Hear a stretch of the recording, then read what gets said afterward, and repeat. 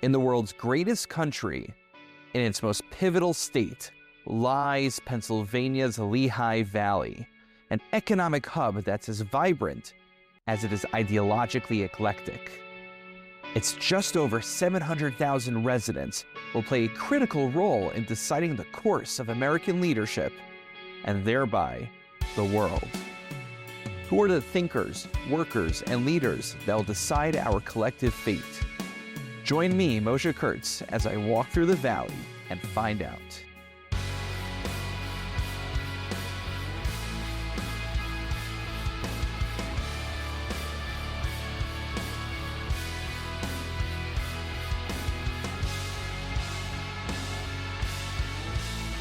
Thank you for joining me today as I walk through the valley with Mr. Bob Brooks, a 20-year Bethlehem firefighting veteran and current union president of the Pennsylvania Professional Firefighters Association.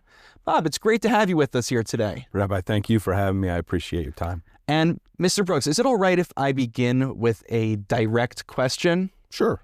All right. I ask this to everybody. Don't worry. Okay. Mr. Brooks, why should you serve as the next representative of Pennsylvania's 7th Congressional District? Well, Rabbi, I think it's quite easy. The stark contrast between me and anybody else in the race is my workmanship. What I've done for the last 40 years. I've been working since I was 10 years old. Like I started off as a paper boy. I came all the way through high school, working multiple different jobs in local restaurants, delivering pizzas, working in school supply factories. Like I have the calluses on my hands that I don't know that anybody else has, especially when you start talking about Ryan McKenzie. The guy's never had a job. Like he went from Harvard to the State House, right to Washington. Like we are the stark contrast in what is going on in Washington in between me and him are night and day. And I think we need change.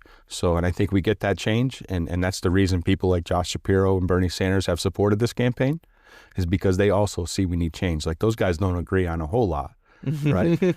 They agree on this campaign because they also think we need change. And I have the unique ability to reach across the aisle, not across the aisle, to get to the voters. I'm sorry. I have the unique ability to get to the voters who have left this party in droves and bring them back to the party because they can see themselves in me. That's great. And you just touched on a lot of questions that I want to get to. So that was a little bit of a preview for the remainder of our conversation. But before we talk about your opponents and before we talk about your endorsements and the other things that you mentioned, I actually just want to take us a little bit back in time. I'm not going to ask you how far back in time this is. Tell me a little bit about your upbringing. You just alluded to that a little bit. I want to hear about 10-year-old Bob. Did 10-year-old Bob always imagine that he'd be running for Congress one day? I'm not sure 50-year-old Bob thought he'd be running for Congress, to be honest with you. No, it was, 10-year-old Bob, played youth local sports and worked the paper route, as I said. And, I worked my way through, I thought I'd be living in North Adams, Massachusetts, but my house burned down when I was a senior in high school. Oh, wow. And my mother said to me, single mom, said, hey, listen, I'll let you finish your high school. I'll let you finish your senior year. I'll even give you the summer. But when that summer's over, I'm going to Pennsylvania. My grandparents have been here since the 70s. My grandfather was a Teamster truck driver out of Bath, drove concrete. So your heritage, even though you're from New England personally, you're saying your family heritage goes back to Pennsylvania. Well, my grandfather was born and raised in New England also, but he moved down here back in the late 60s and then,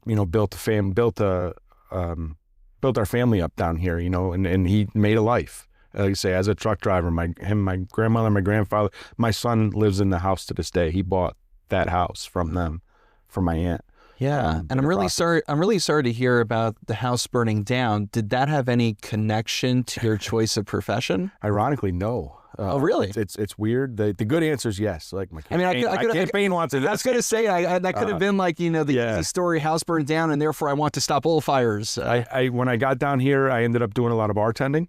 Right. And I started working at this place called the Hecktown Volunteer Fire Company Social Club. So I was the steward of the social club for years. And those guys decided I was going to be a volunteer because I was around during the day. So 25 years ago, we still had a problem getting people to volunteer. So in my days being available, I became a volunteer firefighter. And I worked the club at night, volunteered during the day. And that led to one of my buddies said, why don't you take the test? So you take a civil service exam to become a firefighter. So I took the civil service exam in the city of Bethlehem because I lived in the city of Bethlehem at the time. And it worked out, you know, and that's the best decision I made in my entire life was become a city of Bethlehem firefighter. Right. And I want to get to the firefighting in just a moment, though. I was curious. You mentioned that you're a bartender. So can we get on the record? What's your favorite scotch? Actually, I'm not a scotch guy. Really? No. I pegged you for a Lagavulin. First of all, when you're behind the bar, and I was behind the bar for about 15 years, you can't drink that much. It just doesn't work. Somebody has to be serving. Yeah, you have to, and it's actually illegal, you know what I mean, to be behind a bar. And as a bartender, like I did there, I did the Holy Family Club, you know, the Nazareth Jacksonian Club is where I started. The bartending it's just all night, every night working. Like you don't necessarily get days off that you go out drinking. So scotch, Johnny Walker Blue.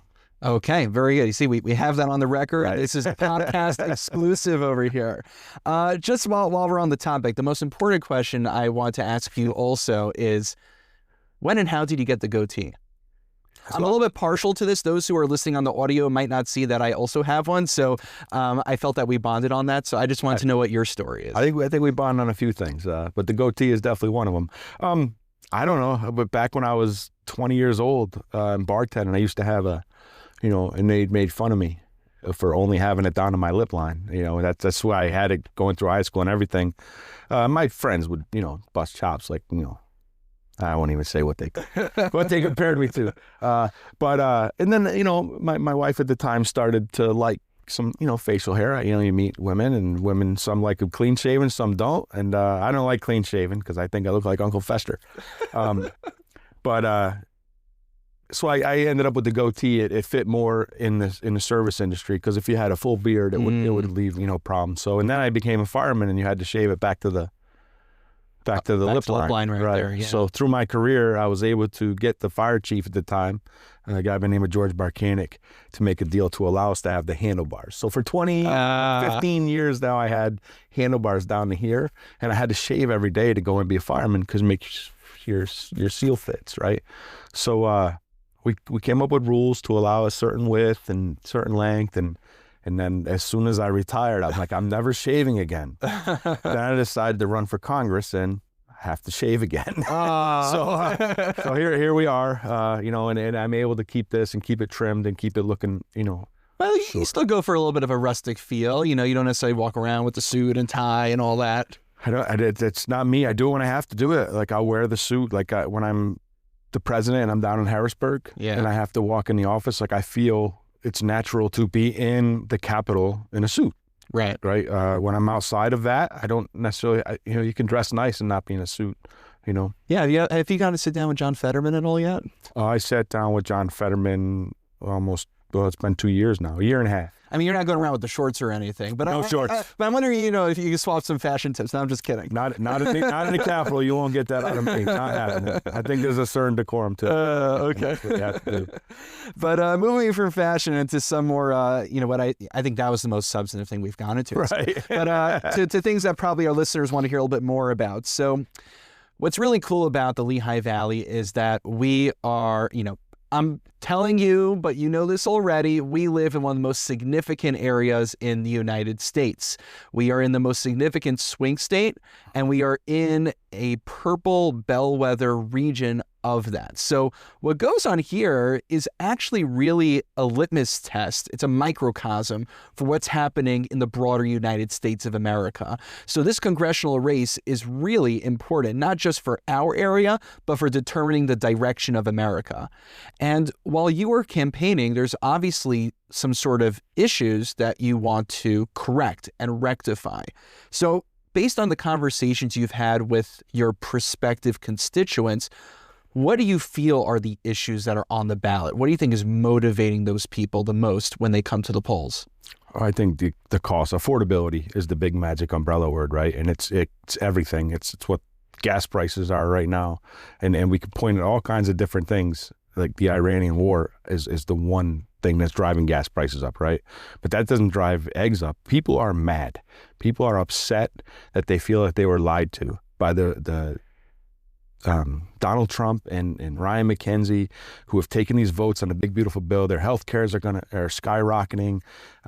Just the cost in the grocery store, and that's what's bothering people right now. Like, how do I work enough to pay the bills? I've lived that life. Like that's the thing. I've lived that life. I'm 53 years old. I've lived through multiple different, presidents that, they make promises that can't hold through. But this guy said on day one he was going to bring down his gas prices, right? Then he passed a big, beautiful bill, which Ryan McKenzie voted for.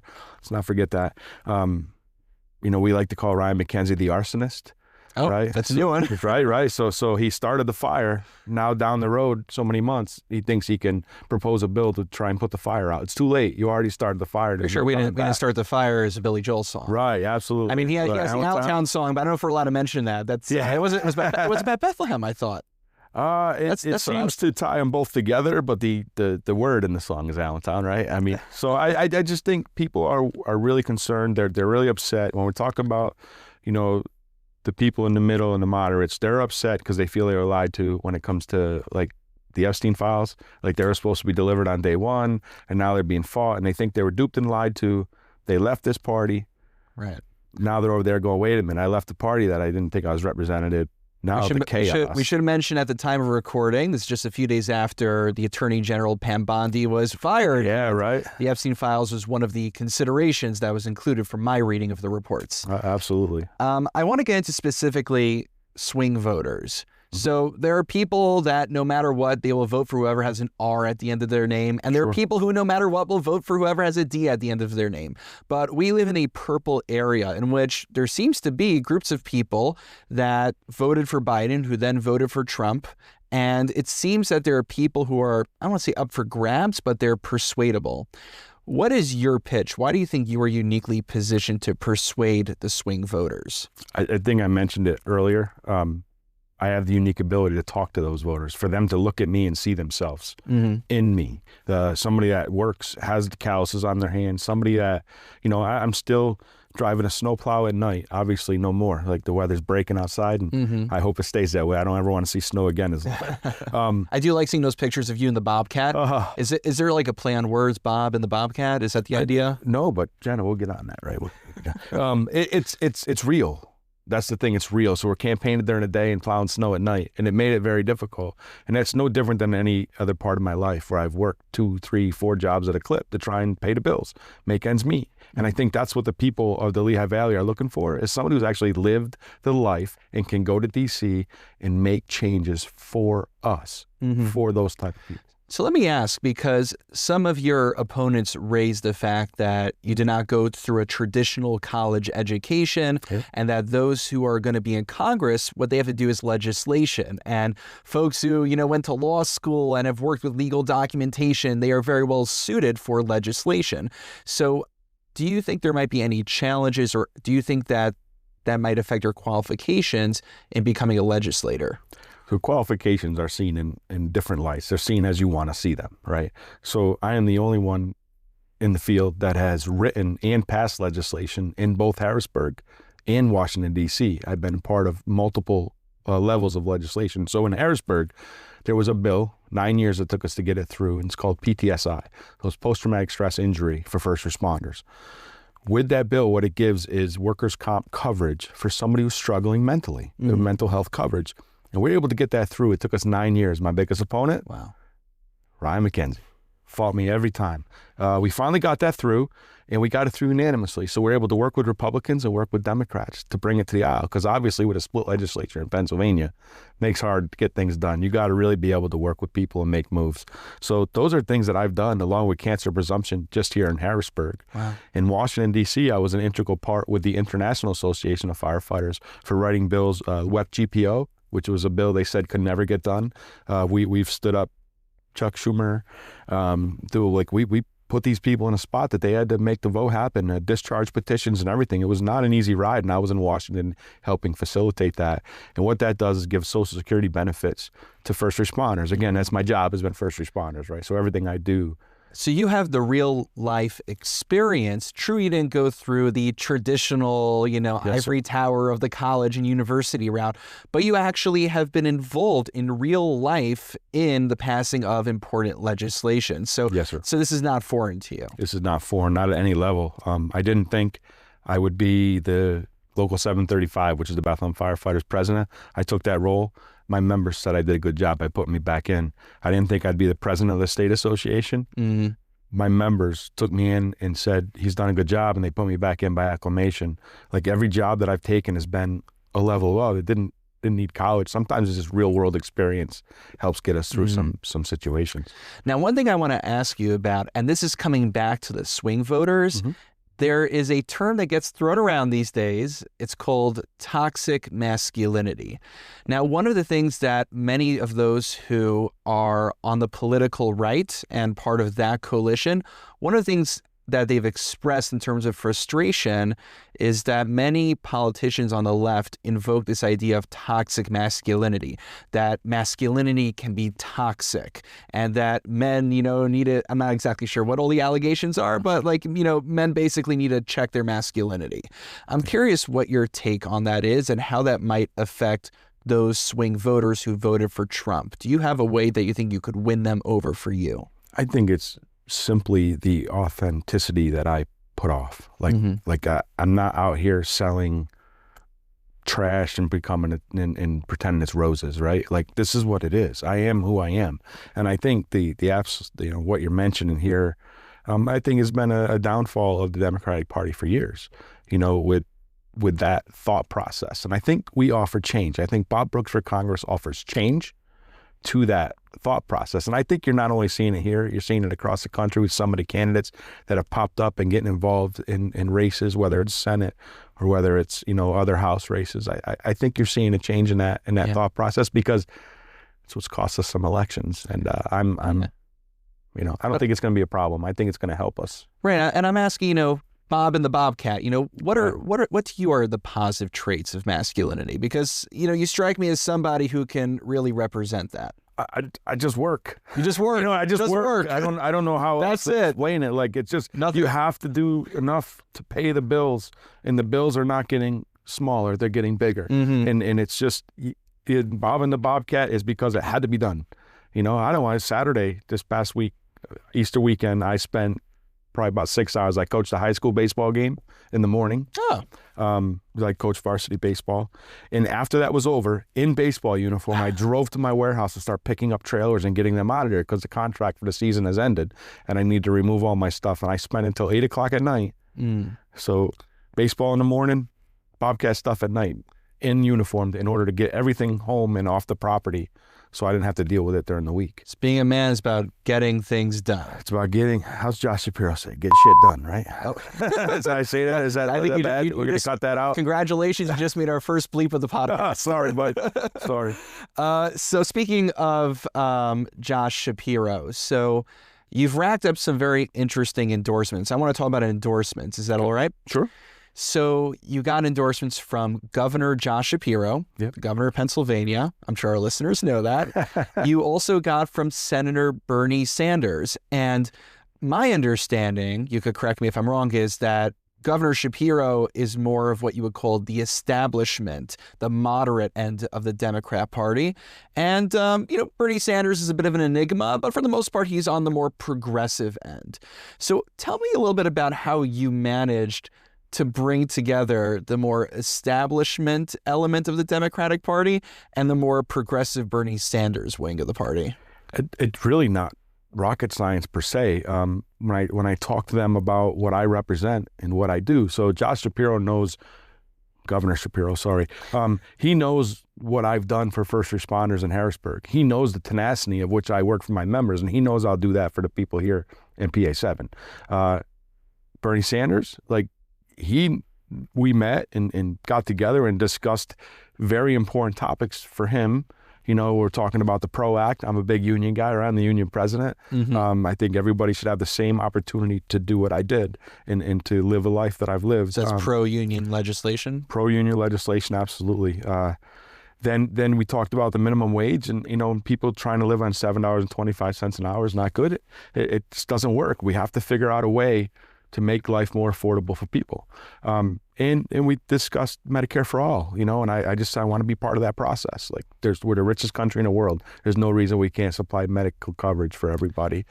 So when we discussed those things in that issue, he liked, again, my authenticity towards him and what I said to him. Like, we're not going to agree on everything.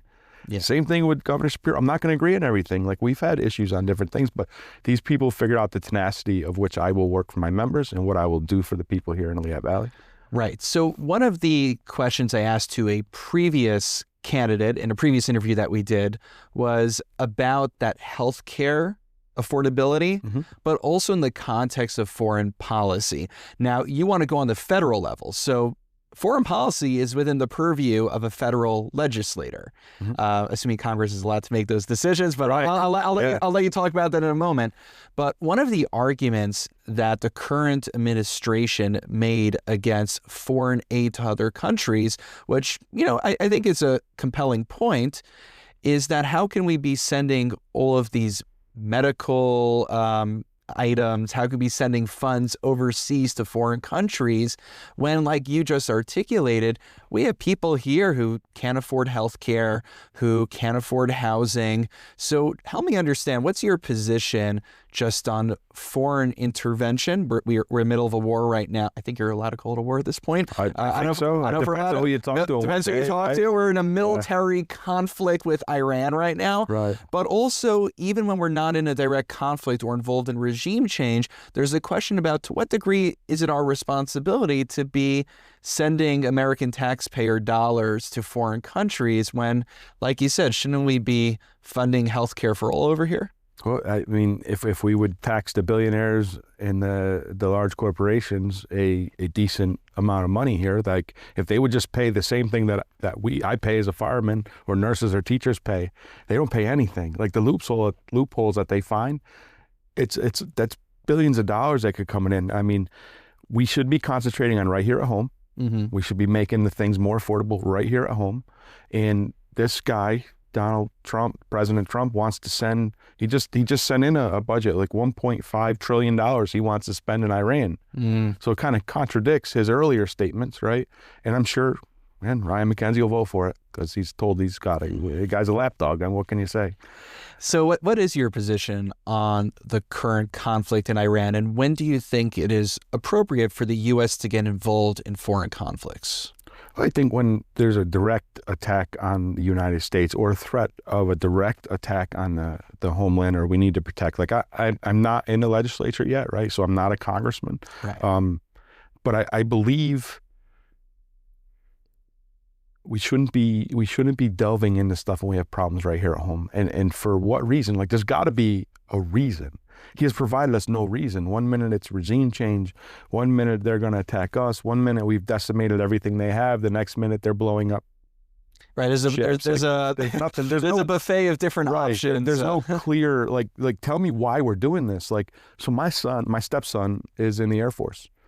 And at any day, he could be deployed over there. Like, if he's going to be sent, you're going to send my child or other people's children to Iran to fight a war, you ought to be able to tell the American people why. Right. That has not happened. So until I know a clear reason why we're even doing this, like, I'm going to be a no. Right. We should mention that just recently there was a fighter jet from the United States that was shot down in Iran. Thank God the United States was able to retrieve both pilots, and, God willing, he should be healed very speedily. Our military is the best in the world. There's hands down, and the ability to go in and extract him out of there was imperative. And I'm so glad, like you, that we got him home. Absolutely. I want to go back to just the endorsement question. Sure. I just want to, this isn't like a gotcha kind of thing, but I just want to give you an opportunity. So one of the other candidates running for the primary, I see you smiling, so you know I'm about to ask, is former Northampton County Executive Lamont McClure. Right. So my understanding is that you had previously endorsed him, subsequently entered the race, and I just want to give you the opportunity to explain your thought process. This isn't like, on the news where you give you a 2-second soundbite. So whatever you want to say, you have the floor. Sure. Great. Thanks. Listen, me and Lamont are friends. We've been friends for years. And, I endorsed him and thought he was the best option at the time, until I got a tap on the shoulder from Congressman Chris DeLuzio, followed up by Governor Josh Shapiro. And they pointed out some things, and they pointed out fundraising, and they pointed out some different things that they just wanted me to look at. Right. So I looked at those things that they were pointing out to me, and at that point in time, I decided I had not made the right decision, and I was the best option to come in here, win the seat. Like you pointed out multiple times, how purple this district is, and how important the seat is. Top 3 seat in the country. It keeps moving up, right? When I first started, it was like top 10, then the top 5. Now it's top 3. If we don't win this seat, we don't win the House. So I thought, after looking at what these gentlemen pointed out to me, I thought I am the best choice to get in this race and to actually win this seat. Right. So you were saying with the current options, you thought that was the best route, but then Governor Shapiro and others approached you and made a compelling case of why you might be the best candidate. Right. Remember the 10-year-old Bob question? Yeah. No. I want, or 50, or you said 50-year-old Bob? 50-year-old Bob thought the same thing. Very good. Also, just a little fun question before we move on to our final round. Bob, so I know that you coach baseball and you're in the Bobcat and you don't have a lot of free time on your hands, but I just want to know what you do with maybe a little smidgen of free time, what you do to unwind. I might be stereotyping over here, but I got the feeling that you're like a Johnny Cash, Bob Seger fan, but don't ruin that for me. What music do you listen to? I won't ruin it for you. I am a country guy. I like all genres. Like I listen to anything. Southern rock, Leonard Skinner at all? Anything. Okay. Yeah, I mean, I like it, but you're a pluralistic guy. Probably my favorite artist would be Tim McGraw. I've seen him quite a few times. I've seen him a couple times with his wife Faith Hill, with the Soul to Soul tour, and I thought he was a phenomenal performer, and she's a phenomenal singer, by the way. But that would be my favorite artist. Would be Tim McGraw. That's But I listen to anything. It doesn't matter. Like sometimes I'm in a heavy metal. Metallica moment. You're a Metallica fan? I love Metallica. Okay. Metallica. Guns N' Roses, my very first concert. Can we get your favorite Metallica song on the record? Enter Sandman has to be it. Oh, that was old. Just because it is, but it can pump you up. You know what I mean? That thing. You ever watched the one music video for One? It's One. That's a great tune. That's a happy one. Pump. Yeah. Especially from a military standpoint. For the listeners who haven't listened, we should probably link it in the show notes. Yeah, right. But I think it's one of the greatest music videos. I mean, they took it from a movie, actually, but it's about a gentleman who served in the military. He's now in basically a vegetative state, and he's trying to like signal to the nurse that he wants to be euthanized. It's really, really poignant, really powerful. Right. Okay, so you didn't ruin it for me. I figured you were somewhere along those lines. Okay, in our final round of questions over here. So there were a few debates that happened. There was one I remember that the Morning Call covered, in which there were still 6 candidates that were now down to 4. We'll see if it thins out more by then, but I think we're going to stick with these 4 until primary day, it looks like.